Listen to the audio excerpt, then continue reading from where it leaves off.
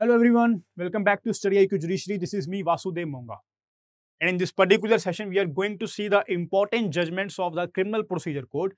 CRPC के लिए आपको यहाँ पे कौन कौन सी जजमेंट पढ़ने की जरूरत है, तो यहाँ पे लैंडमार्क जजमेंट्स भी हैं या फिर बहुत ही इंपॉर्टेंट जजमेंट है जो आपको यहाँ पे पता होनी चाहिए, राइट। इसके यहाँ पे मैं दो वीडियोस लेके आऊंगा। आज की इस वीडियो में कुछ आपको यहाँ पे जजमेंट्स के नाम बताऊंगा एंड इसके बाद इसका पार्ट 2 भी आएगा, वो भी इसको देखना मत भूलना, right. See the important judgments of the CrPC. अगर हम बात करें regarding the FIR, first information report, जिस केस में ये बोला गया था कि अगर कोई इंसान पुलिस स्टेशन जाता है और यहाँ पे एफआईआर लॉन्च करते हैं तो पुलिस वहां पे मना नहीं कर सकती आपको एफआईआर फाइल करवाने के लिए। It is your right to go and lodge the FIR before the police station and it is mandatory for the police officer to lodge that FIR. वो आपको यहाँ पे मना नहीं कर सकते and this was held in the case of Lalita Kumari versus State of UP. Right. Next case here is State of Orissa versus Sharat Chandra Sahu. It is also a very important judgment. It is regarding the section 155 clause 4 of CRPC. Section 155 clause 4 of CRPC जो ये बोलता है कि मान लीजिए हमें यहाँ पे एक सिंपल से लॉ का पता है कि कोई भी यहाँ पे police officer non cognizable offence में किसी को अरेस्ट नहीं कर सकता विदाउट द वारंट, एंड यहाँ पे नॉन कॉग्निजेबल ऑफेंस में यहाँ पे किसी को इन्वेस्टिगेशन नहीं कर सकता without the permission of the magistrate. But अगर कोई केस ऐसा हो जहां पे कॉग्निजेबल ऑफेंसेस भी हैं और नॉन कॉग्निजेबल ऑफेंसेस भी हैं, तो उन केसेस में अगर यहाँ पे एक सिंगल भी कॉग्निजेबल ऑफेंस है, एक कॉग्निजेबल ऑफेंस है और बाकी सारे के सारे यहाँ पे नॉन कॉग्निजेबल ऑफेंस है, तो वो टोटली जो उसको यहाँ पे केस को क्या बोला जाएगा, कॉग्निजेबल केस बोला जाएगा। कॉग्निजेबल केस बोला जाएगा विच मीन्स व्हाट, पूरे केस में जितने भी ऑफेंसेस हैं सभी के रिगार्डिंग यहाँ पे पुलिस को अब यहाँ पे अरेस्ट करने की पावर भी है और इन्वेस्टिगेशन करने की पावर भी है without the permission of the magistrate. This was held in the case of state of Odisha versus Sharad Chandra Sahu and is also given under section 155 clause 4 of the CRPC. Then there are some important judgments regarding inherent powers of the High Court. Inherent powers of the High Court, section 482 of CRPC. The most two यहाँ पे दो ही judgements है जो यहाँ पे important है। One is Sakiri Vasu versus State of UP 2007 Supreme Court judgment and another is Dharmesh Bhai Vasudev Bhai versus State of Gujarat 2009 Supreme Court judgment. It is regarding the inherent power कि यहां पे बात करो अगर inherent power की, तो क्या magistrate यहां पे पुलिस को री इन्वेस्टिगेशन करने का ऑर्डर दे सकता है? इन्वेस्टिगेशन करना किसका प्रेरोगेटिव है? पुलिस ऑफिसर का प्रेरोगेटिव है। और अगर यहां पे कुछ री इन्वेस्टिगेशन करने का ऑर्डर देना है, 156 क्लॉज 3 यहां पे ये पावर देता है मैजिस्ट्रेट को कि वो बोल सके पुलिस को कि आप जाके इन्वेस्टिगेशन करिए। बट री इन्वेस्टिगेशन का ऑर्डर पूरे सीआरपीसी में ये पावर मैजिस्ट्रेट को नहीं दी गई हुई and this power is with the high court. Magistrate के पास ये पावर नहीं है and it is not an ancillary power, it is given under section this case Dharmesh bhai versus Vasudev bhai versus state of Gujarat. और Sakiri Vasu versus state of UP में justice Markandey Katju ने ये बोला था that magistrate can monitor the investigation. Monitor का मतलब यहां पे ये नहीं है कि वो यहां पे इन्वेस्टिगेशन में घुस सकते हैं कि आप इस तरह से इन्वेस्टिगेशन करिए, डायरेक्शन नहीं दे सकते कोई, but he can supervise the investigation. Because at last यहां पे if you talk about the investigation, it is a prerogative of the executive department, that is the police officers. And यहां पे जो basic law है अपना क्या है कि यहां पे इंटरफेरेंस नहीं होगी। Both the authorities be it judiciary और be it executive are independent of each other. तो यहां पे मैजिस्ट्रेट आगे डायरेक्शंस नहीं देख सकते कि आप यहां पे किस तरह से इन्वेस्टिगेशन करोगे। Next case here is Vinubhai Haribhai Malviya versus state of Gujarat, again regarding the concept of section 156 clause 3। Very important judgment, और ये जजमेंट अभी की आपकी 2019 supreme court judgment. It is a landmark judgment on this point. ये क्या बोलती है कि see once the cognizance is taken, once the cognizance is taken, क्या उसके बाद मैजिस्ट्रेट यहां पे इन्वेस्टिगेशन करने के ऑर्डर दे सकता है पुलिस को या नहीं? पहले यहां पे ये प्रीव्यू था कि पुलिस इन्वेस्टिगेशन केसेस में जिस केसेस में पहले एफआईआर होती है उन केसेस में यहां पे मैजिस्ट्रेट ये ऑर्डर नहीं दे सकता and only in the cases of the complaint cases.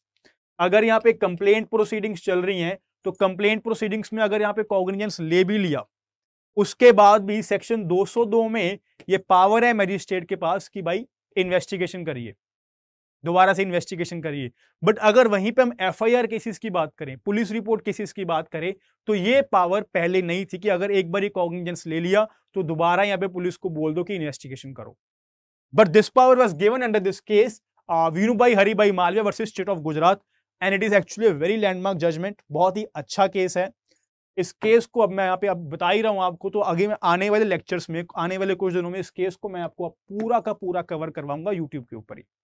Next case is Abdul Karim versus state of Karnataka. It is regarding the withdrawal of prosecution. मान लो ए के ऊपर यहाँ पे एक चार्ज लगा हुआ है, ए के ऊपर एक चार्ज लगा हुआ है, बट अब यहाँ पे उस चार्ज को आपने विड्रॉ करना है, विड्रॉ करना है। और ये विड्रॉ की पावर है या नहीं है? बिल्कुल ये पावर है under section 319 of the CrPC, and it is a landmark judgment on this point, Abdul Karim versus state of Karnataka.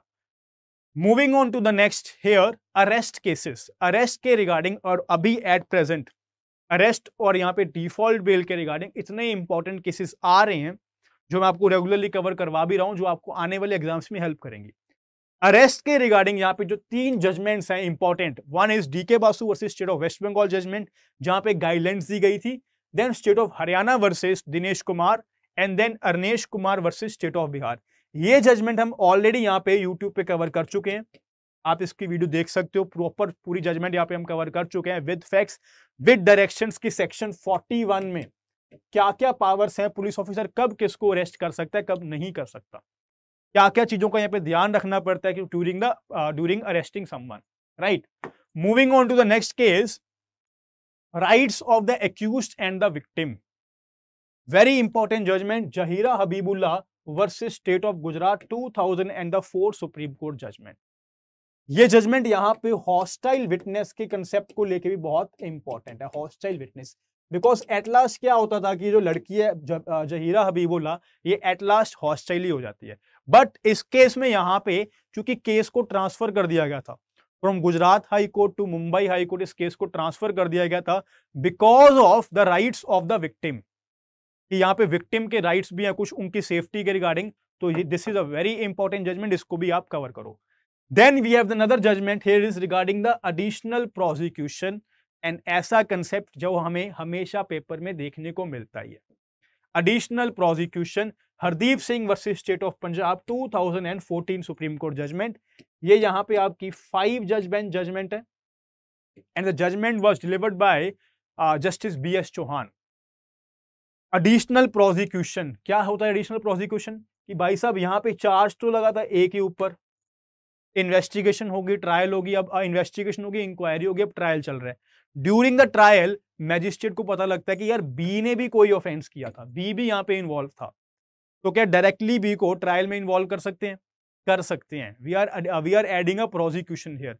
तो वो किस तरह से ऐड करेंगे, क्या उसके लिए कॉग्निजेंस कब लिया जाएगा, डॉक्ट्रिन ऑफ रिलेशन में क्या होगा, क्या उसको यहाँ पे हियरिंग का मौका दिया जाएगा, नहीं दिया जाएगा, all is given under this case Hardeep Singh versus State of Punjab 2004 Supreme Court judgment. And then we have some important judgments regarding the concept of the bail.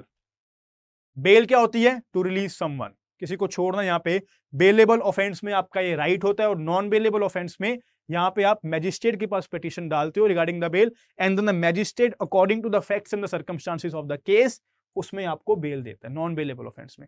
And the important cases are Gurcharan Singh versus State of the Delhi Administration 1978 Supreme Court, Sanjay Chandar versus CBI 2012 Supreme Court Judgment, Shri Gurbakh Singh CBI versus State of Punjab 1980 Supreme Court Judgment. This judgment is related to the anticipatory bail. Anticipatory bail जो क्या बात करता है आपकी, अभी तक आप यहाँ पे अरेस्ट नहीं हुए हो, बट आपको डर है यहाँ पे कि आपको अरेस्ट किया जा सकता है, and in that case जब आपको apprehension है, you can file an application for the anticipatory bail. This was given under this case Shri Gurbakh Singh CBI versus State of Punjab. Another case is State of Delhi Administration versus Sanjay Gandhi 1978 Supreme Court judgment. ये यहाँ पे bell के लिए important judgments हैं। अब इसके लिए यहाँ पे मैं एक पार्ट 2 भी लेके आऊंगा वीडियोस का, और ये सारी जजमेंट्स जो मैंने आपको यहाँ पे बताई है, ये जजमेंट्स हम धीरे धीरे यहाँ पे यूट्यूब पे कवर भी करेंगे। And now I should tell you here कि स्टडी IQ जुडिशरी आपके लिए यहाँ पे 2 तरह के कोर्सेज लेके आए। One is our judiciary Mahapack and another is smart course. Mahapack में we cover the syllabus of the 16 states. 16 states का आपको यहाँ पे पूरा पूरा सिलेबस कवर करवाया जाएगा, major laws, minor laws, local laws, current affairs, GK, only in 14,999। बस आपको ये ध्यान रखना है कि जब आपको कोड लेना है, जब आपको कोर्स लेना है, तो आपको ये डिस्काउंट कोड यूज करना है DEV Dev. And if you're preparing for one state, then you can buy the smart course only in 10,499 by applying the same discount code DEV dev. All right then, thank you so much. I will see you in the next class with the part 2 of this video.